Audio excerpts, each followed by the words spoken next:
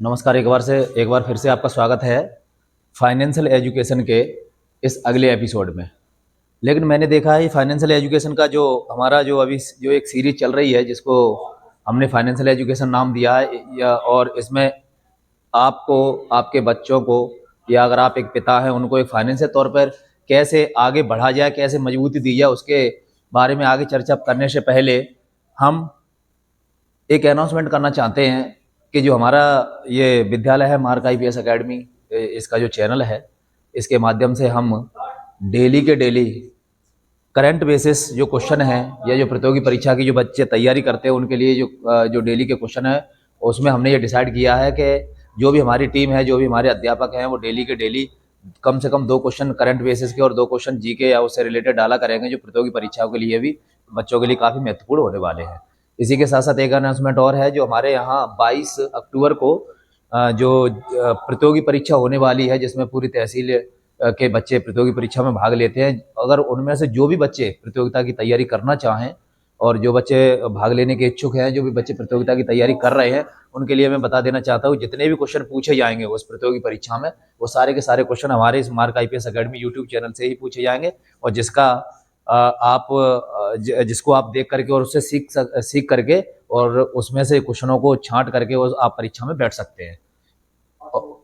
इसके लिए हमने आज के जो महत्वपूर्ण 2 क्वेश्चन छांटे हैं, जो प्रश्न है उसका उसी क्रम में पहला है हमारा कि 2023 का जो चिकित्सा का नोबेल पुरस्कार मिला है, वो मिला है कैटलिन कारिको और ड्रू वाइसमैन को।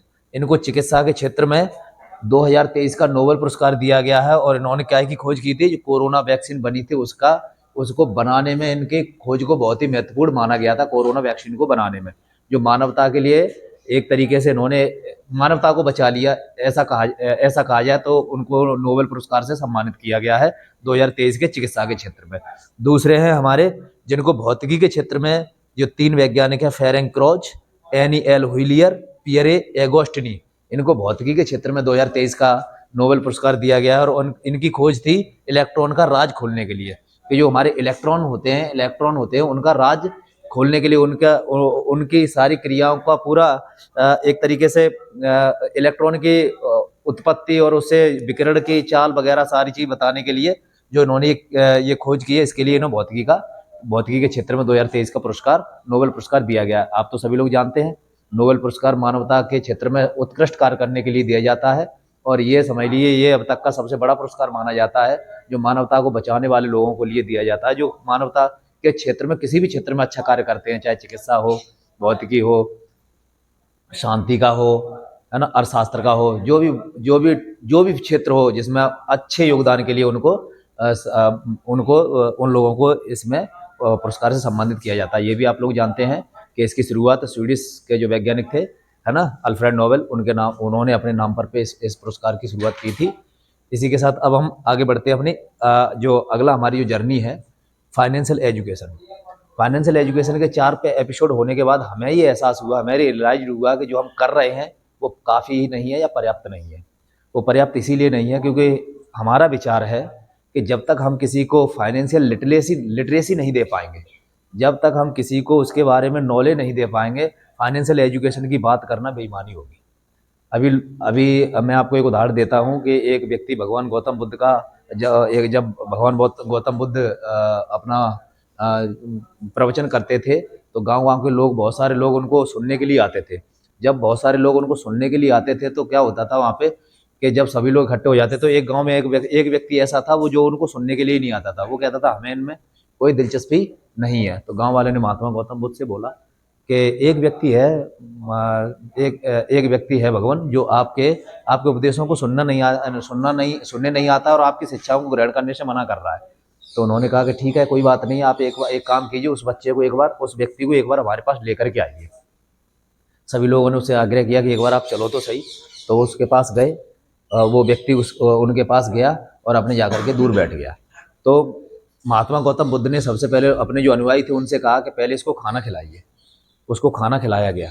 पहले दिन खिलाया गया, दूसरे दिन खिलाया गया, तीसरे दिन खिलाया गया। जब उसकी आत्मा तृप्त होगी, चौथे दिन वो अपने आप कहाँ पहुँच गया, उनके प्रवचन सुनने के लिए। कहीं ऐसा तो नहीं है कि हम किसी ट्रैक पे चल रहे हैं, फाइनेंशियल एजुकेशन के ट्रैक पे चल रहे हैं और पता हो कि वो व्यक्ति इन सारी चीज़ों से अभी अनजान ही हो, उसको पता ही ना हो कि ये जो हम बता रहे हैं वो क्या है, कैसे है, कहाँ से है। और जब तक उसके बारे में हम लिटरेसी नहीं करेंगे, जब तक उसके बारे में शिक्षा नहीं देंगे, तब तक इसकी बात करना बिल्कुल बेईमानी है। अच्छा, आपने एक चीज़ देखी होगी कि जब कोई बच्चा घर पे पढ़ता है, हाई स्कूल या इंटर कर लेता है, तो अपने घर पे बोलता है कि ऐसा है पापा या मम्मी, मैं एक काम करता हूँ, मैं अपनी पढ़ाई के साथ साथ पार्ट टाइम जॉब कर लूँ। तो उसके माता पिता बोलते हैं नहीं, तुम्हें पार्ट टाइम जॉब करने की ज़रूरत नहीं है, तुम्हें पैसा कमाने के लिए ज़रूरत नहीं है, हम बैठे हैं, हम करेंगे आपके लिए सारी व्यवस्था। और फिर वो देखता है अपने घर पे कि सबसे ज़्यादा जिस चीज़ के लिए उसके माता पिता उसको मना कर रहे हैं, किसके लिए मना कर रहे हैं? पैसे के लिए, कि तुम्हें कोई ज़रूरत नहीं है करने की और हम कर रहे हैं।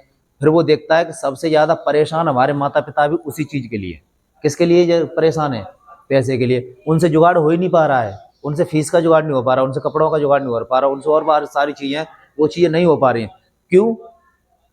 क्योंकि उन उन वो अपने बच्चे को वही शिक्षा दे रहे हैं जो उनको उनके माता पिता से मिली और उनके माता पिता को उनके दादाजी से मिली। कहने का मतलब ये है, हम स्टेप बाय स्टेप वही चीज़ को फॉलो कर रहे हैं जो हमें हमारे परिवार से मिलती आई है, जबकि हम ये नहीं देख रहे हैं कि इस एजुकेशन से हमने कहीं पर वो बैरियर तोड़ा है, फाइनेंस वाला बैरियर तोड़ा है या नहीं तोड़ा है। और यही बात अगर किसी बिजनेसमैन परिवार में, बिजनेसमैन फैमिली होती है, उसमें अगर यही बात कोई लड़का बोलता है कि मैं अपनी पढ़ाई के साथ साथ होम ट्यूशन दूंगा या पार्ट टाइम जॉब करूंगा और या ऐसा करूंगा वैसा करूंगा, तो वहाँ पे उसको शाबाशी मिलती है। बिजनेसमैन परिवार में उस लड़के को शाबाशी दी जाती है कि आप बहुत अच्छा सोच रहे हो। क्योंकि अभी क्या होता है, जब लड़का या लड़की पढ़ लिख करके हाई स्कूल इंटर कर लेते, ग्रेजुएशन कर लेते, उसके बाद क्या होता है, उसके बाद सीधा पैसे कमाने पर उतर आते हैं। उनको पता ही नहीं होता कि अब करना क्या है, स्टार्ट कहाँ से करना है, शुरुआत कैसे करनी है, क्या होगा क्या चीज़ नहीं है, क्योंकि उनको किसी ने सिखाया ही नहीं। और जबकि अमीर घरों में जो बिजनेसमैन परिवार होते हैं उन पे क्या, डाइनिंग टेबल पर ही ये सारी बातें सिखाई जाती हैं, खाना खाते टाइम ही सिखाई जाती हैं कि आपको ये चीज़ ऐसे करनी है, वैसे करनी है, इस तरीके से करना है, इस तरीके से स्टेप लेना है, इसके बारे में ऐसे सोचना है, उसके बारे में ऐसे सोचना है। और हमारे यहाँ ऐसे कुछ नहीं, पहले ही रोक दिया जाता है, नहीं तुम ऐसा नहीं करोगे, नहीं तुम ऐसा नहीं करोगे, नहीं तुम ऐसा नहीं करोगे।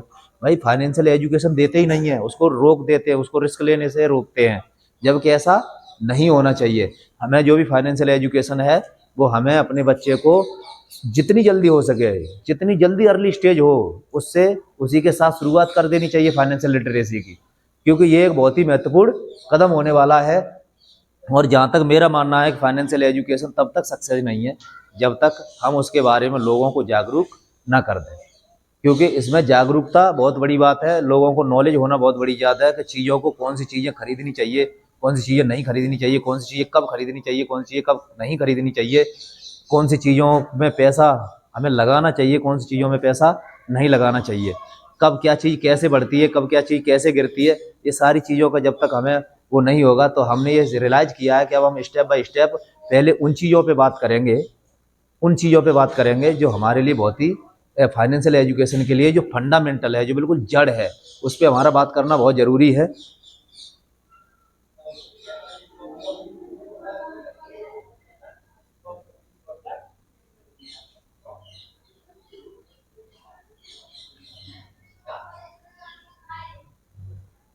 कई लोग बोलते हैं कि पैसा सब कुछ नहीं होता है, कई लोगों को सुना है ना, पैसा पैसा सब कुछ नहीं होता है, पैसा हाथ का मैल होता है। जो लोग ये बोलते हैं ना पैसा हाथ का मैल होता है, उनसे बोलो निकालो, रगड़ के हाथ को निकालो पैसा। कैसे निकालें?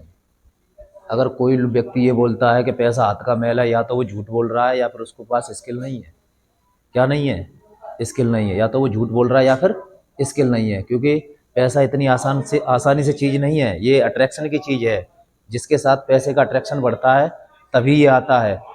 आप पैसे को कैसे कमा सकते हैं? कई लोग होते हैं जो क्या करते हैं, पैसा इसीलिए कमाते हैं कि वो जॉब इसीलिए करते हैं जिससे कि पैसा मिल सके। क्या मिल सके? जॉब किस लिए करते हैं? जिससे कि पैसा मिल सके।